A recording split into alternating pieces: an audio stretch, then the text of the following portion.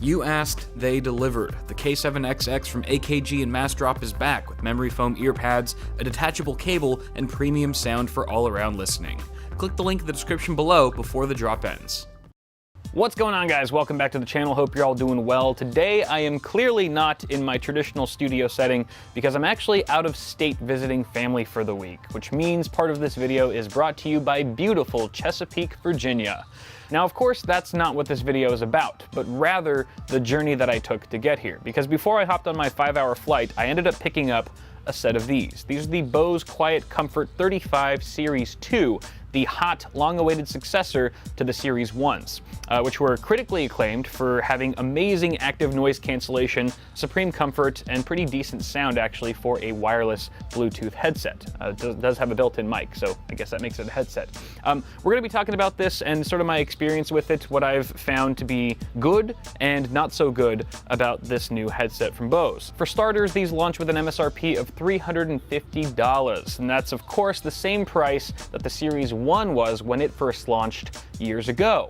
The overall design language on these cans is pretty nice. I mean, it's super simple, but somehow manages to not be boring. And they look really nice when you're wearing them and stuff. They're definitely stylish, but also understated, so they're not going to be overly aggressive and attract too much attention, which I actually like. Additionally, we've got sort of a plastic housing all around, which surprisingly is sturdy for how light it is. And I will say the exception is with the adjustable headband, you actually get some metallic construction here. So no matter how many times you do this, it's probably going to hold up fairly well over time. You also get an Alcantara headband on the inlay here, which is fantastically comfortable. Actually, everything about this headset makes it supremely comfortable for long periods of listening. That's including the very soft to the touch ear pads. I wouldn't call them memory foam, but they're incredibly soft. They're kind of like having pillows on your ears. And additionally, you've got just a perfect clamping force. For my size head anyway, I kind of have an average size head. I feel like the clamping force is spot on. The only thing I will say is that when you're actually not using your headphones and you're turning the ear cups out like that, they're a little bit tight around my neck in particular, unless I completely extend the headband. So bear that in mind if you're the kind of person who just likes to have them relaxed there. Not the most comfortable in that regard, but everywhere else, absolutely great. I also appreciate how flexible these ear cups are. You can pivot them in nearly any direction, and that helps them just sort of go with the flow as you move your head left and right. Additionally, you can fold up the entire headset to a pretty small size. It comes included with a very compact travel case. On the right ear cup, you get a power switch that also acts as a Bluetooth pairing switch. And pairing this guy is super quick and easy. I had no issues whatsoever connecting it to my Pixel 1. And additionally, at the bottom, we've got a micro USB charging port. It does come included with a charging cable as well. Charging time takes about 2.5 hours, but you get 20 hours of playback time, and that's with the active noise canceling enabled. Bose also claims that with just a 15-minute charge, you get 2.5 hours of playtime, which is great if you're in a pinch. Next to the micro USB port, we've got a battery life LED indicator, which will flash orange as you're charging and will turn solid green to let you know that it's at 100%. Next to that is a Bluetooth LED. It's a pairing LED, of course, and that's right next to a trio of buttons. The ones on the outside are your volume up and down, and they're slightly raised, a little bit higher than the multifunction button in the middle, which is, you know, going to be for like play and pause for music tracks, movies, etc. And the fact that it's a bit recessed makes it really easy to locate any of these buttons while you're wearing the headset, which of course means you wouldn't be able to see them. So good on Bose for making these really easy to locate by touch. On the left ear cup, we get a large action button which summons Google Assistant, which is pretty cool. So if you're a user of Google Assistant, then you can basically access it, tell it to do things for you without ever looking at your phone. That includes things like, you know, telling me what time it is, what's the weather like right now, set a reminder for this, call mom, and the list goes on. Now, I'll be honest, I use Google Assistant all the time on my phone, but I can't personally see myself using it much while wearing a headset like this and listening to music or something like that. Some people might be different. So I think at the end of the day, this is going to be one of those features that you either really need and are going to use all the time, or something that you can honestly live without. Now, if you don't have a need for Google Assistant, you can actually reprogram the action button to adjust the level of active noise cancellation.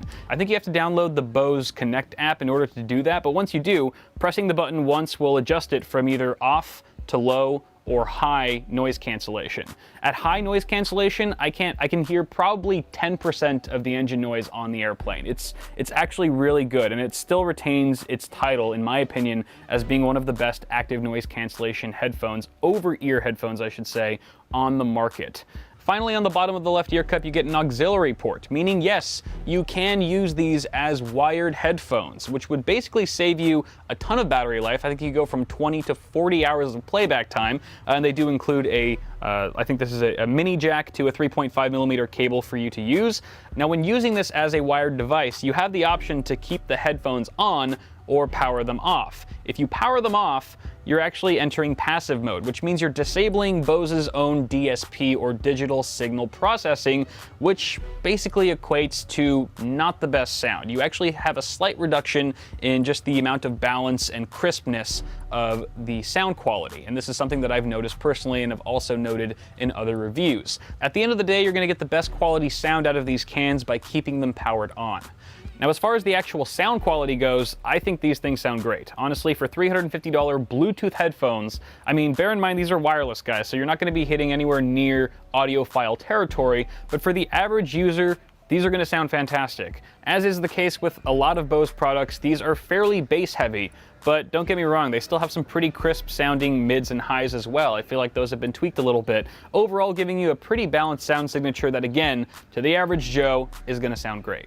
So summing things up here, guys, I've only spent about 24 hours with these things so far, but I'm already in love with them. They are by far my favorite headphones to travel with, especially if I'm flying, mainly because of the active noise cancellation, and yeah, they're extremely comfortable. I'd love to actually test this out in a gaming scenario to see if this would even make a decent gaming headset. If you guys think that'd be a cool idea, leave me some love and some feedback in the comments below. Additionally, if you already own a Series 1 headset, then I wouldn't say that this is worth upgrading unless you really need that Google Assistant. However, being able to change the active noise cancellation on the fly is super handy. But if you don't have either headset, then this is definitely worth the $10 or $20 premium over the last generation. But guys, that's gonna do it for now. Thank you so much for watching this video. The birds are getting mad at me now for taking over their spot. But hey, toss me a like on the video if you enjoyed it. It helps a lot. And feel free to subscribe to the channel for more tech stuff coming at you really soon. Have a good one, guys. Bye.